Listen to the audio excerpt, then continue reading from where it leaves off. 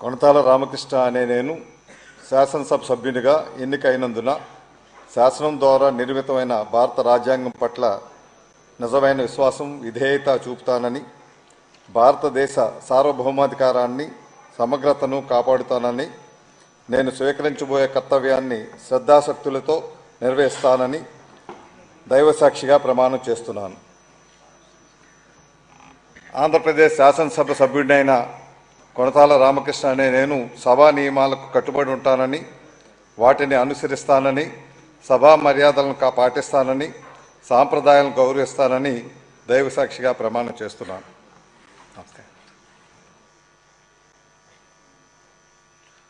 Shri Ramakrishna కోరుగొండ్ల